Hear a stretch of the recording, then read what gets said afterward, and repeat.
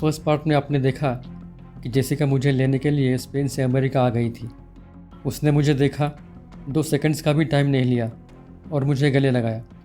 मेरे लिए ये सब शॉकिंग था।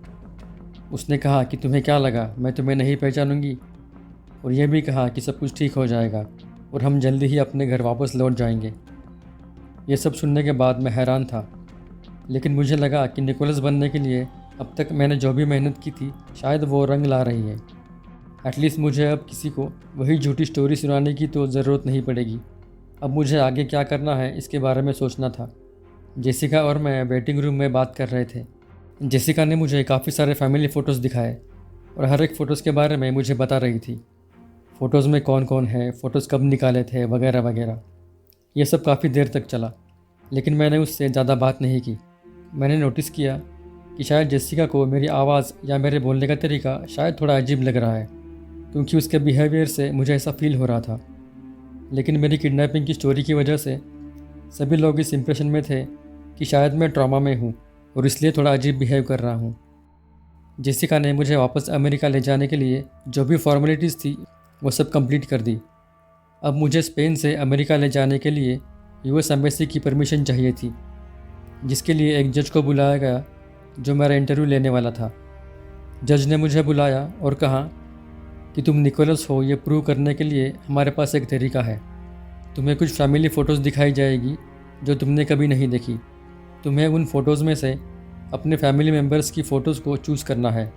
अब मेरे सामने 6 फ़ोटोज़ रखे गए। मैंने उन 6 फ़ोटोज़ में से 5 फ़ोटोज़ को सिलेक्ट किया। उन 5 फ़ोटोज़ में से 4 फ़ोटोज़ में निकोलस के फैमिली मेम्बर्स थे, लेकिन मैंने लास्ट फ़ोटो पहचानने में गलती कर दी, लेकिन ऑलरेडी लेट हो चुका था। उन 5 फ़ोटोज़ में से 4 फ़ोटोज़ को पहचानने की वजह से जज कन्विंस हो गया कि मैं ही निकोलस हूँ। अगर जेसिका ने वेटिंग रूम में मुझे वो फ़ोटोज़ नहीं दिखाए होते तो शायद मैं फंस जाता, लेकिन मैं उस इंटरव्यू में पास हो गया। यूएस एम्बेसी ने मुझे अमेरिकन सिटीज़नशिप दे दी और मुझे 5 सालों के लिए पासपोर्ट भी इशू किया। अब मैं एक ऑफिशियल अमेरिकन नागरिक बन गया था।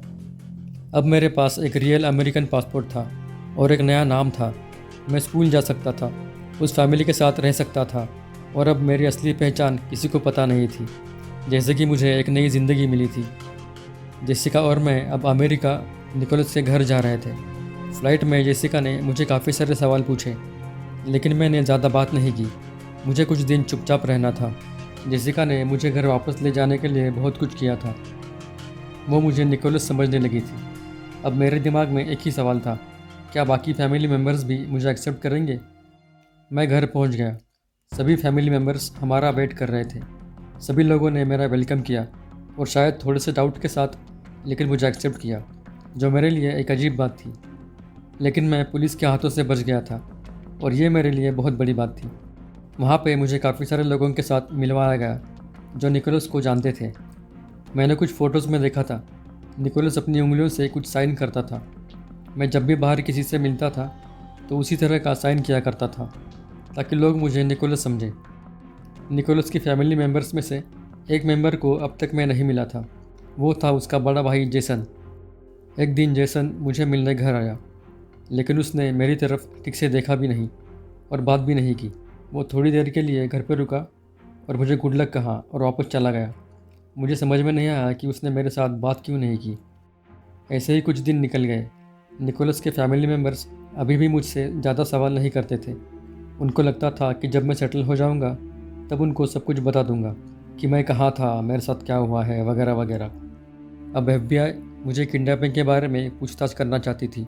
अगले दिन मुझे और जेसिका को FBI ने कॉल करके बुलाया और जो भी मेरे साथ हुआ है उसे डिटेल में बताने के लिए कहा गया। मैंने ऑलरेडी एक स्टोरी तैयार करके रखी थी। मैंने FBI से कहा कि मुझे कुछ लोगों ने किडनैप किया था और एक कार में लेकर चले गए। फिर फ़्लाइट से पता नहीं कहाँ मुझे एक रूम में रखा गया और उसमें काफ़ी सारे बच्चे थे। हमारे साथ मारपीट की जाती थी और हमें सेक्सुअली अब्यूज़ किया जाता था। वो लोग मेरी आँखों में इसी तरह का सॉल्यूशन डालते थे ताकि मेरे आँखों का कलर चेंज हो जाए। मुझे इंग्लिश में बात करने के लिए भी मना किया था। अगर मैं इंग्लिश में कुछ बात करता तो वो लोग मुझे पीटते थे। कई दिनों तक मैं उन बच्चों के साथ उसी रूम में कैद था। एक दिन रूम का दरवाज़ा खुला था और वहाँ कोई नहीं था। मैं वहाँ से भाग निकला। और काफ़ी देर भागने के बाद मुझे पता चला कि मैं स्पेन में हूँ। मैं बहुत डर गया था। पास में एक टेलीफोन बूथ था। मैं उस टेलीफोन बूथ में घुस गया और वहीं छिप कर बैठा रहा। थोड़ी देर के बाद वहाँ पर एक पुलिस ऑफिसर आ गया और मुझे उठाकर पुलिस स्टेशन में ले गया। मैं देख रहा था कि वो लेडी ऑफिसर मेरी झूठी कहानी सुनकर सुन्न हो गई थी। वैसे वो प्रोफेशनल लग रही थी, लेकिन मैं भी अपनी कला में माहिर था। उसके बाद मुझे इंस्पेक्ट किया गया। मेरे पीठ पे और पैरों पे सिगरेट से जलाने के निशान थे। मेरे हाथ पे भी कट्स के निशान थे। मैंने उस लेडी ऑफिसर की तरफ देखा। वो कुछ सोच रही थी।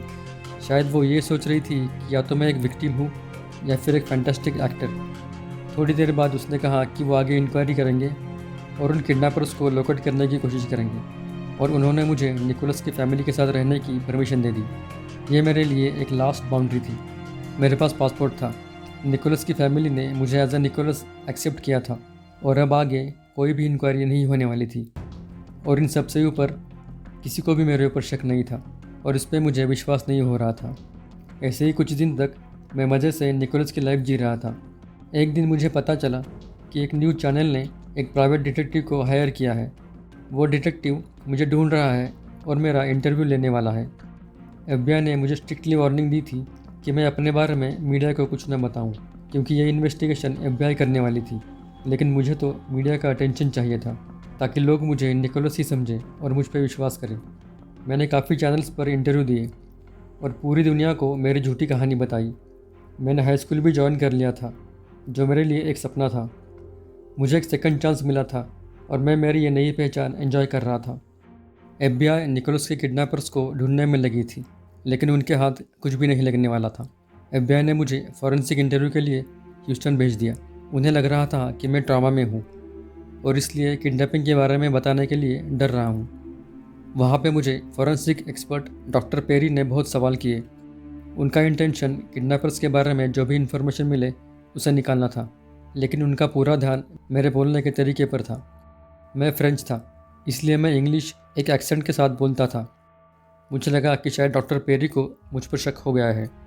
वैसे भी 12-13 साल का एक अमेरिकन लड़का 3 साल स्पेन में रहने के बाद इंग्लिश में बोलना तो नहीं भूल सकता, अपना एक्सेंट तो नहीं भूल सकता।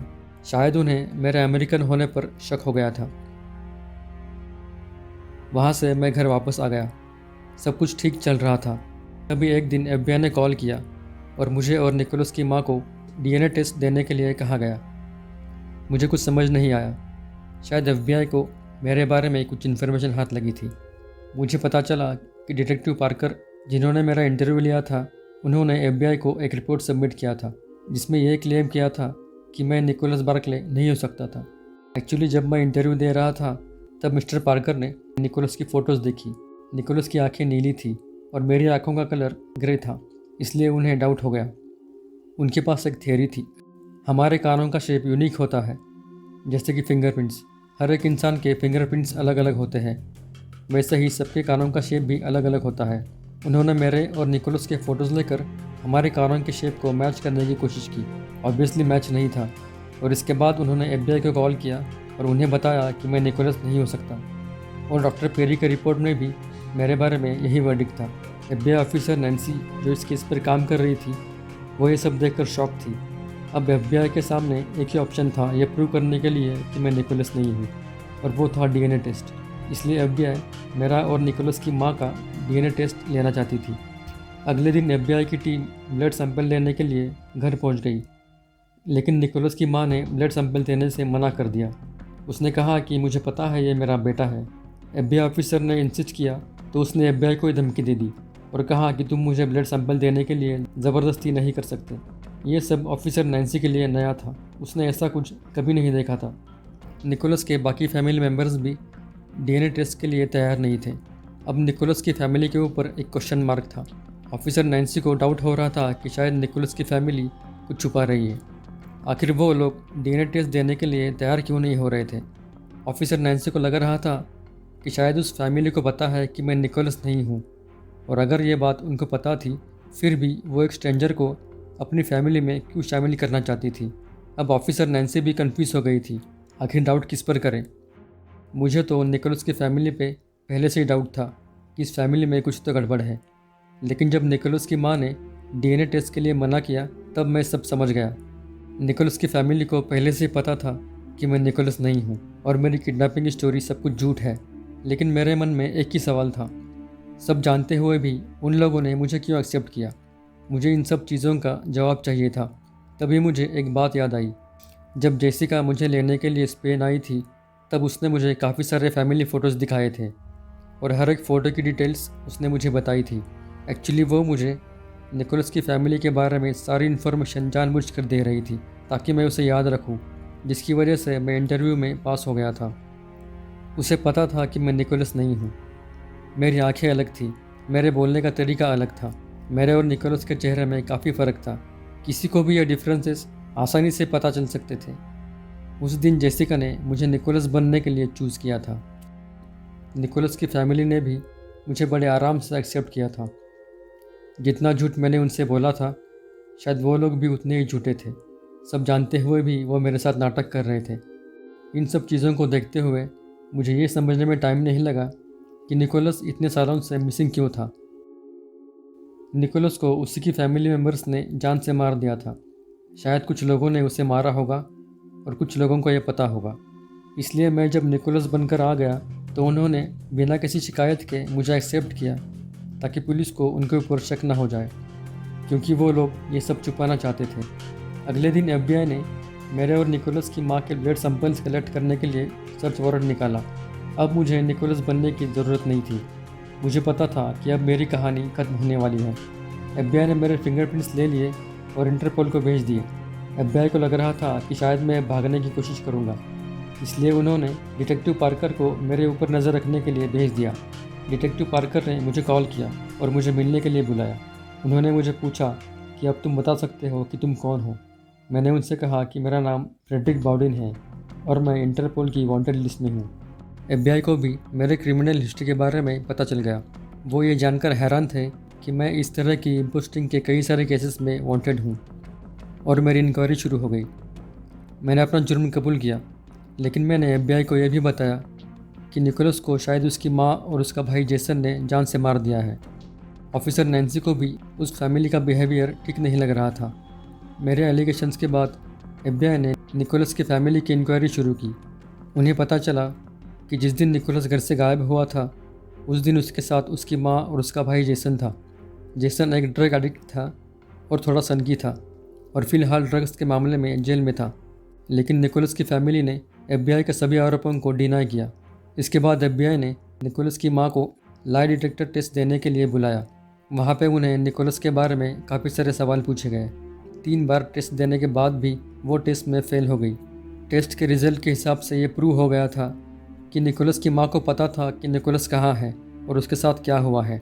लेकिन जब भी उसे निकोलस के बारे में पूछा जाता तब वो ऐसे बिहेव करती थी जैसे उसका मानसिक संतुलन बिगड़ गया है। निकोलस की मां FBI को सपोर्ट नहीं कर रही थी, इसलिए FBI ने जेसन की इंक्वायरी शुरू की। FBI ने जेसन को निकोलस के लापता होने के बारे में पूछा, क्योंकि उस दिन वो निकोलस के साथ था। जेसन ने FBI को बताया कि उसे कुछ पता नहीं और उसने बात करने से मना किया। बाद में पता चला कि ड्रग ओवरडोज के कारण जेसन की मौत हो गई है। FBI को पूरा शक हो गया था कि निकोलस के गायब होने में शायद निकोलस की माँ और उसके भाई जेसन का हाथ है, लेकिन FBI के पास कोई प्रूफ नहीं था और जेसन की भी मौत हो गई थी। आखिरकार प्रूफ न मिलने के कारण निकोलस बार्कले मिसिंग केस को क्लोज कर दिया गया और मुझे 6 साल की सज़ा हो गई। डिटेक्टिव पार्कर को लग रहा था कि शायद निकोलस को मारकर उसकी बॉडी को घर के आसपास ही कहीं दफनाया गया है। उन्होंने घर के आसपास ढूंढने की कोशिश भी की, लेकिन उनके हाथ कुछ नहीं लगा। निकोलस की फैमिली ने निकोलस के साथ जो भी किया था उससे मुझे कुछ लेना देना नहीं था। मैं तो अपना खेल खेल रहा था। मुझे उन सब की कोई परवाह नहीं थी। मुझे अपने आप को बचाना था और इसलिए मैंने ये सब किया था।